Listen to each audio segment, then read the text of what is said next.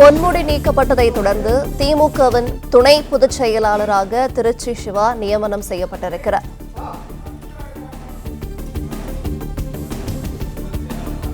திமுக துணை பொதுச் செயலாளராக திருச்சி சிவா நியமனம் செய்யப்பட்டிருக்கிறார்.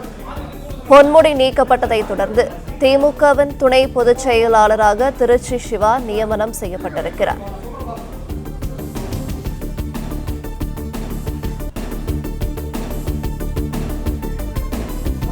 பொன்முடி நீக்கப்பட்டதை தொடர்ந்து திமுகவின் துணை பொதுச் செயலாளராக திருச்சி சிவா நியமனம் செய்யப்பட்டிருக்கிறார். பொன்முடியின் கொச்சையான பேச்சை ஏற்கவே முடியாது என திமுக துணை பொதுச் செயலாளர் கனிமொழி கண்டனம் தெரிவித்திருந்தார். இந்த நிலையில் பொன்முடி நீக்கப்பட்டதை தொடர்ந்து திமுகவின் துணை பொதுச் செயலாளராக திருச்சி சிவா நியமனம் செய்யப்பட்டிருக்கிறார். கூடுதல் விவரங்களை செய்தியாளர் மாணிக்கம் வழங்கிட கேட்கலாம். மாணிக்கம், வணக்கம். திமுகவின் துணை பொதுச் செயலாளராக திருச்சி சிவா நியமனம் செய்யப்பட்டிருக்கிறார். இது தொடர்பான மேலும் விவரங்கள் என்ன பகிரலாம்? திமுக துணை பொதுச் செயலாளர் பொறுப்பிலிருந்து அமைச்சர் பொன்முடி விடுவிக்கப்பட்டிருக்கக்கூடிய சூழல்ல அவர் இருந்த அந்த துணை பொதுச் செயலாளர் இடத்திற்கு திமுகவின் கொள்கை பரப்பு செயலராக பொறுப்பு வகித்து வரக்கூடிய திருச்சி சிவா அவர்களை விடுவித்து தற்பொழுது திமுக துணை பொதுச் செயலராக திருச்சி சிவாவை பொன்முடிக்கு பதிலாக நியமனம் செய்து திமுகவுடைய தலைவர் தமிழ்நாடு முதலமைச்சர் மு.க.ஸ்டாலின் அறிவிப்பை வெளியிட்டிருக்கிறார். திமுகவுடைய சட்ட விதி 17 படி அதனுடைய பிரிவு 3 படி கட்சியினுடைய கொள்கை பரப்பு செயலராக பொறுப்பு வகித்திருக்கக்கூடிய திருச்சி சிவாவை அந்த பொறுப்பிலிருந்து விடுவித்து திமுகவின் துணை பொதுச் செயலராக நியமிக்கப்படுவதாக திமுகவுடைய தலைவர் முதலமைச்சர் மு.க.ஸ்டாலின் இந்த அறிவிப்பை வெளியிட்டிருக்கிறார். திமுகவை பொறுத்தவரையிலும் திமுகவுடைய கட்சி சார்ந்த நடவடிக்கைகள் அக்கட்சியுடைய பொதுச் செயலாளர் பெயரில் அறிவிப்பாக வெளியாகும். ஆனால் இந்த விவகாரத்தை பொறுத்தவரையிலும் அமைச்சர் சீனியர் என்ற அடிப்படையில் அவர் மீதான இந்த நடவடிக்கையை கட்சியினுடைய தலைவரே எடுத்திருக்கிறார். அதற்கான அறிவிப்பாகத்தான் இந்த அறிவிப்பாணைகள் அனைத்தும் கட்சியினுடைய தலைவர் மு.க.ஸ்டாலின் என்ற பெயரிலேயே வெளியாகி வருகிறது.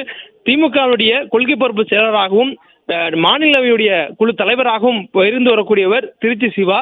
அவர் திமுகவுடைய மூத்த முன்னோடிகள் அவரும் ஒருவர். திமுகவை பொறுத்தவரையிலும் 5 துணை பொதுச் செயலாளர்கள் கட்சி அமைப்பு ரீதியாக கொண்டிருக்க வேண்டும்.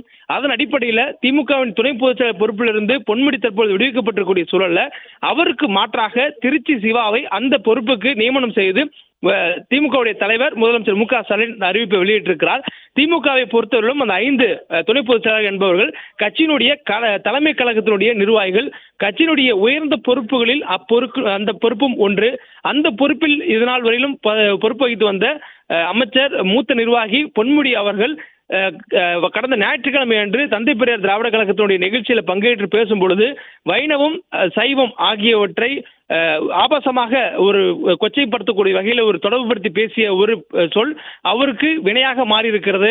அவர் பேசிய அந்த பேச்சு சைவம் வைணவத்தை தாண்டி பெண்ணியத்தையும் கொச்சைப்படுத்தும் விதமாக அமைந்திருப்பதாக பலரால் சமூக வலைதளங்கள் உட்பட பல்வேறு தளங்களில் குற்றம் சாட்டப்பட்டு வந்த நிலையில அதற்கு எதிர்வினையாக திமுக தலைமை அதிரடி நடவடிக்கை எடுத்திருக்கிறது.